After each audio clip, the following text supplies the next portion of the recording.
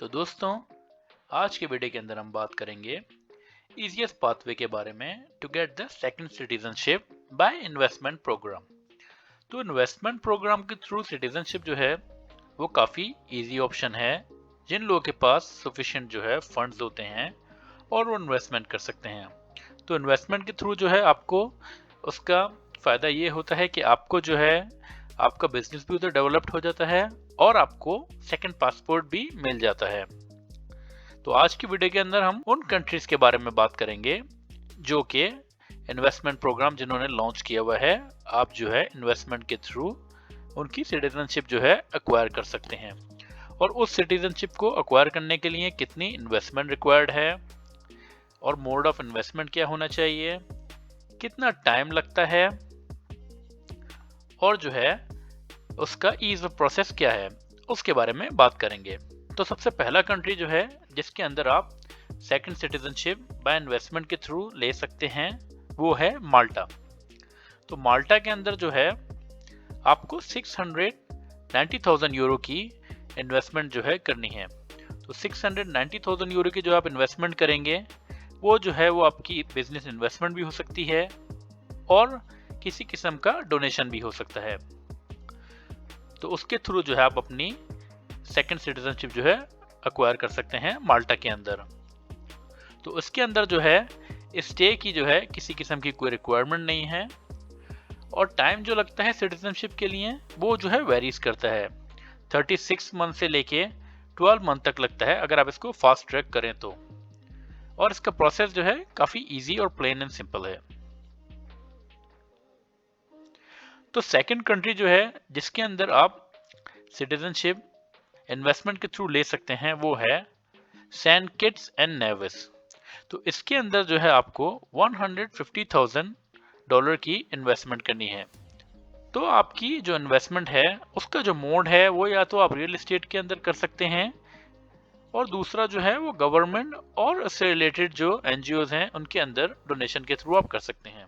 इसके अंदर भी जो है उधर स्टे की कोई रिक्वायरमेंट नहीं है एज लॉन्ग एज आपके पास सफिशिएंट फंड है इन्वेस्टमेंट करने के लिए। और आपकी सिटीजनशिप का जो पेपर वर्क और ये सारी चीज़ें हैं उसके अंदर जो है आपको अप टू 60 डेज लग सकते हैं। और इसका प्रोसेस जो है mode of process to get the citizenship वो इजी है। उसके अलावा थर्ड कंट्री जो है जिसके बारे में हम बात करने लगे हैं वो है आपका एंटीगुआ एंड बारबूडा। इसके अंदर जो है आपको $100,000 की जो है इन्वेस्टमेंट करनी है और आपकी जो इन्वेस्टमेंट है वो आपकी रियल एस्टेट के अंदर हो सकती है या कोई दूसरा अगर आपके पास कोई बिजनेस प्लान है तो वो आप सबमिट करके उसके थ्रू जो है अपनी इन्वेस्टमेंट कर सकते हैं। इसके लिए जो है आपका स्टे जो है रिक्वायर्ड है up to 5 days and within 5 year.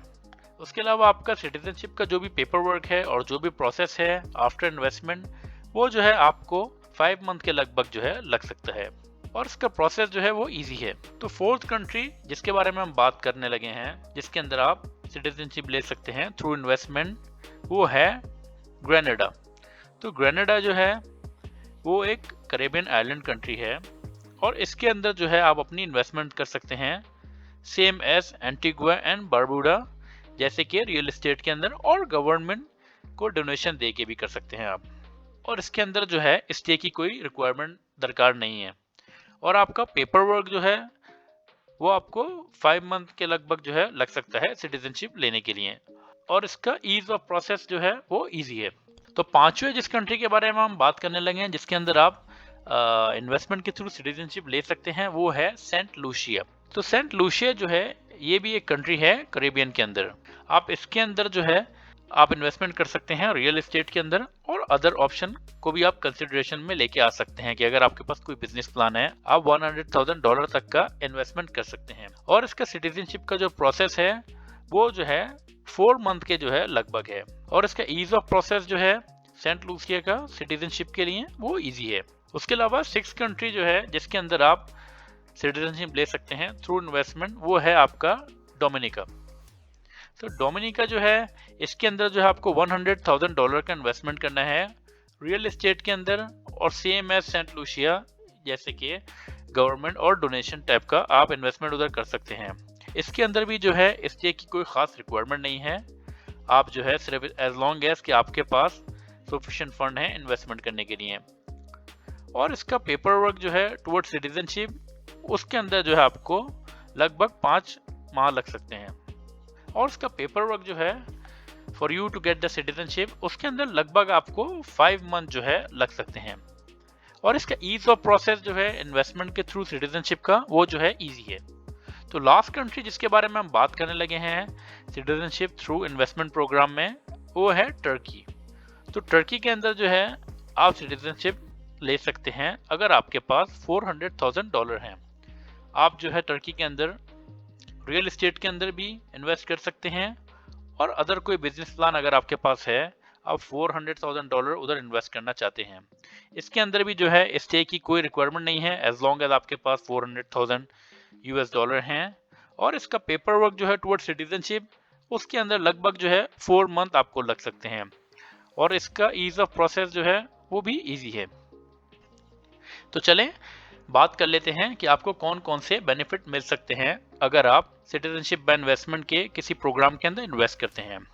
तो सबसे पहली चीज जो है वो ये है कि आपको सेकंड पासपोर्ट जो है मिल जाता है, और आपको फ्री एक्सेस मिल जाता है उस कंट्री का जिसके अंदर काफ़ी सारे यूरोपियन कंट्रीज आते हैं। उनका पासपोर्ट इंडेक्स जो है काफ़ी अच्छा होता है, तो आप जो है ईयू कंट्रीज के अंदर फ्रीली ट्रेवल कर सकते हैं।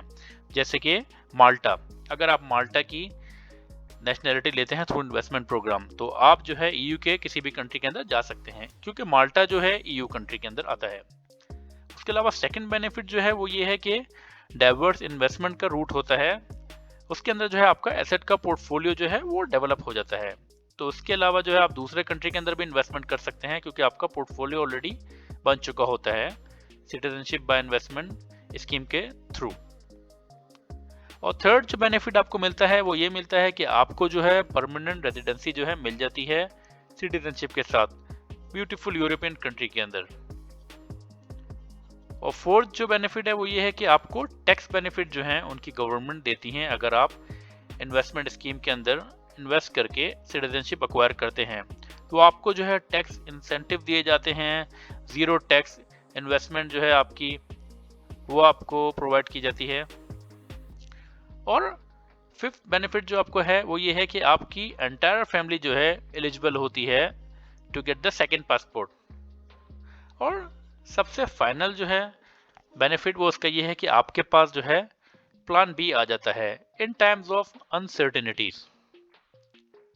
तो दोस्तों आज की वीडियो के अंदर इतना ही था। अगर आपको मेरी वीडियो पसंद आई है, इससे आपकी इन्फॉर्मेशन में कोई इजाफा हुआ है, please do like, share and subscribe my channel. Thank you guys. Thanks for watching.